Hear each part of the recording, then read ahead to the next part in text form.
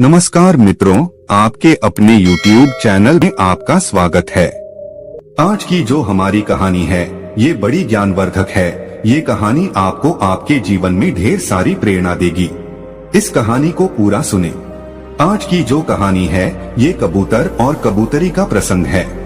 इस कहानी में आप जानेंगे कि जिस घर में बेटियां होती हैं, जिन पिता के यहाँ बेटियां होती है, वो उनकी परवरिश कैसे करती है और उनका अंत क्या होता है।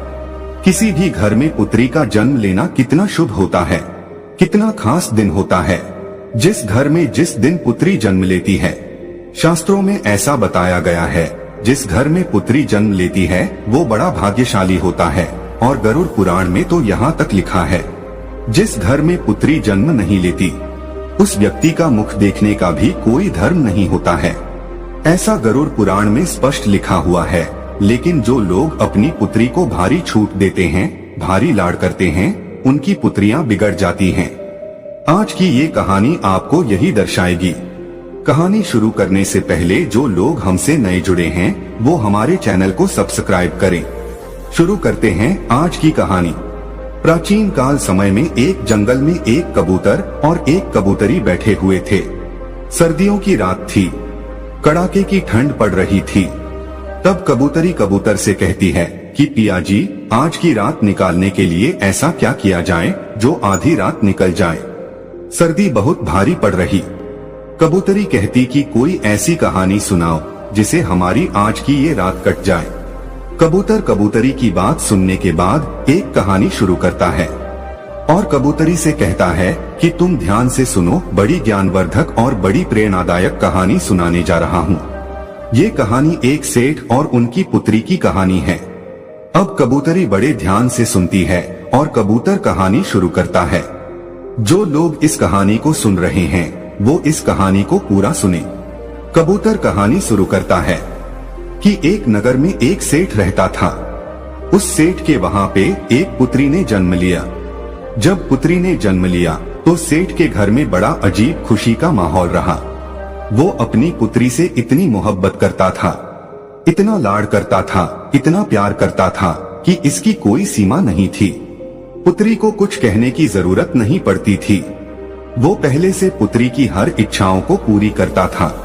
सेठ की लाड़ प्यार ने अपनी पुत्री को इतना बिगाड़ दिया था कि वह किसी की नहीं सुनती थी।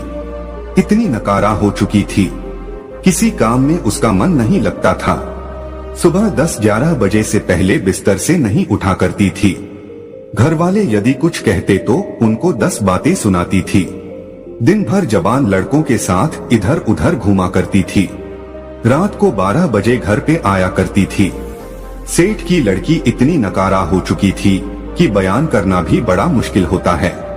सेठ की घरवाली सेठ से कहती कि तुमने इस लड़की को बिगाड़ दिया है, लेकिन सेठ अपनी पत्नी को ये कहकर के चुप करवा देता कि बच्ची है, सुधर जाएगी।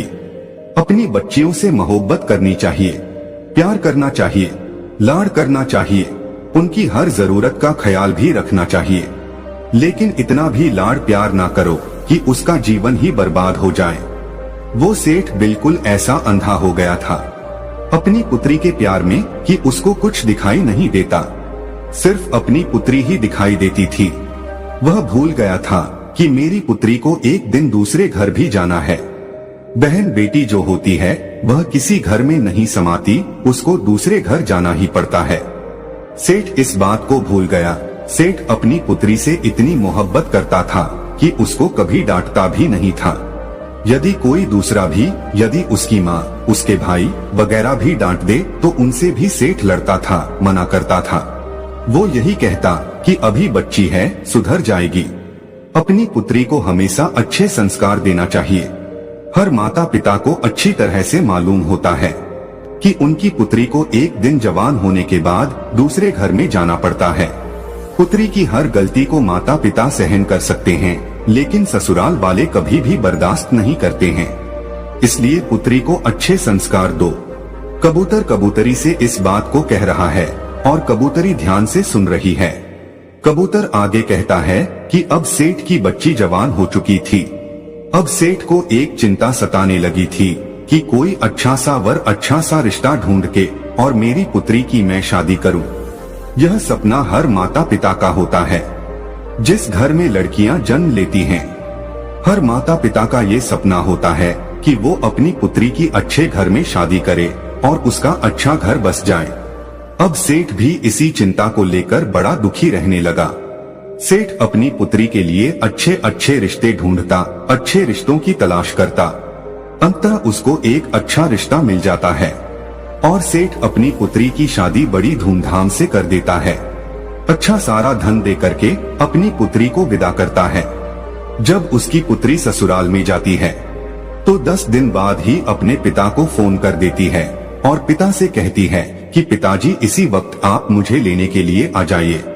आपने मुझे कैसे नरक में डाल दिया है, मैं इस नरक में 1 मिनट भी नहीं रहना चाहती हूँ। सेठ अपनी पुत्री की बात सुनने के बाद बड़ा चिंतित होता है, बड़ा दुखी होता। सेठ सोचने लगता है कि रिश्ता तो मैंने बिल्कुल सही ढूंढा था, बिल्कुल काबिल लोग थे, लेकिन पुत्री कह रही है कि बिल्कुल नरक में डाल दिया है। ऐसा 10 दिन में ऐसी कौन सी आफत आ गई है जिसके कारण मेरी पुत्री ऐसा कह रही है। सेठ थोड़ा चिंतित होता है और अपनी पुत्री के ससुराल में पहुंच जाता है। यदि हमारी पुत्री के लक्षण ठीक होते हैं, हमारी पुत्री सही होती है और उसके संस्कार बिल्कुल सही होते हैं, तो पुत्री के ससुराल में पुत्री के पिता को बड़ा मान सम्मान दिया जाता है, उसको आदर दिया जाता है, उसका सम्मान किया जाता है। लेकिन जब वो सेठ अपनी पुत्री के ससुराल में पहुंचा तो उसको कोई मान सम्मान नहीं मिला। कोई उसे राम राम करने के लिए तैयार नहीं था, कोई उसको आदर देने के लिए तैयार नहीं था। फिर जब अपनी पुत्री के ससुराल में पहुंचता है तो सबसे पहले उसकी समधन मिलती है, यानी उसकी पुत्री की सास मिलती है। अपनी समधन से जाकर की वह राम राम करता है, जय श्री राम करता है, लेकिन वो भी मुंह फुला लेती है और कुछ जवाब नहीं देती है। सेठ फिर अपने समधी से मिलता है, समधी से जय श्री राम कहता है, नमस्कार करता है, लेकिन वो भी कोई जवाब नहीं देता है। उसके बाद सेठ अपनी पुत्री के जेठ से मिलता है, वो भी कोई जवाब नहीं देता है, यानी कोई भी उसको कोई मान सम्मान नहीं दे रहा था।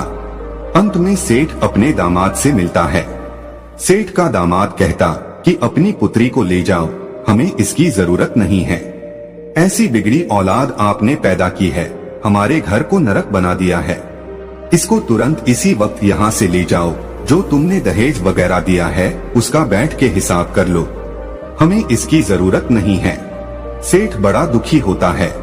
उसके बाद सेठ अपने पुत्री के कमरे में जाता है और अपनी पुत्री से कहता है कि पुत्री क्या बात हो गई। सेठ की पुत्री अपने पिता से कहती है कि पिताजी मुझे इस नर्क में नहीं रहना है, यदि आप मुझे जीवित देखना चाहते हैं तो इस नर्क से मुझे इसी वक्त यहाँ से ले चलो। पुत्री की इतनी बात सुनने के बाद सेठ अपनी पुत्री को साथ लेकर के और पुत्री के ससुराल के घर से बाहर निकल जाता है, लेकिन फिर भी सेठ की पुत्री के ससुराल वाले कोई भी जयराम जी की नहीं करता है। सेठ अपनी पुत्री को लेके और रस्ते रस्ते रवाना हो जाता है। रास्ते में सेठ अपनी पुत्री से पूछता है कि पुत्री आप मुझे एक बात बताइए कि तुम्हारी सास कैसी है। सेठ की पुत्री कहती है कि पिताजी उसकी बारे में तो पूछो ही मत, वो तो एकदम डायन है, उसने मेरा जीना हराम कर दिया है। ऐसी डायन के घर में आपने मेरी शादी की है, हर वक्त मुझे तंग करती रहती है, ऐसी डायन का नाम भी मत लो। सेठ कहता है ठीक है पुत्री, अब आप मुझे ये बताइए कि तुम्हारे ससुर कैसे हैं। सेठ की पुत्री कहती है कि उस दुष्ट का नाम भी मत लो, वह तो एकदम दुष्ट है, राक्षस है। उसके बाद सेठ कहता है कि ठीक है उसे छोड़ो, अभी बताओ तुम्हारे जो जेठ है वो कैसे हैं। तो जेठ के बारे में भी सेठ की पुत्री कहती है कि जेठ तो बड़े जल्लाद है, उनकी तो बात ही मत करो, हर दिन मुझे परेशान करते रहते थे। उसके बाद पुत्री की बात सुनने के बाद सेठ फिर पूछते हैं कि तुम्हारी ननद कैसी है। वो तो ठीक होगी, वो तो तुमसे प्रेम करती होगी। सेठ की पुत्री जवाब देती है कि उन चुड़ैलों का नाम भी मत लो पिताश्री, वो तो बहुत ही बेकार है, उठ करके खाने वाली है। सेठ अपनी पुत्री की बात सुनने के बाद फिर पूछता कि ये बताइए कि तुम्हारे पति कैसे हैं, हमारे जमाई साहब कैसे हैं, वो तो तुमसे बेहद प्रेम करते होंगे। सेठ की पुत्री कहती है कि वो तो यमदूत है, पूरा यमराज है, उसका तुम नाम मत लो, बड़ा दुष्ट इंसान है, उसने तो मेरा जीना हराम कर दिया है, रात दिन मुझे मारता पीटता था, एक बात मेरी नहीं सुनता था। सेठ अपनी पुत्री की बात को सुनने के बाद अंत में सेठ पूछता है कि अभी ये बताइए कि तुम्हारे मोहल्ले वाले कैसे हैं। सेठ की पुत्री जवाब देती है कि पिताश्री, मोहल्ले वालों के बारे में भी कुछ ना पूछो, वो लुच्चे लफंगे बदमाश है, पूरा मोहल्ला खराब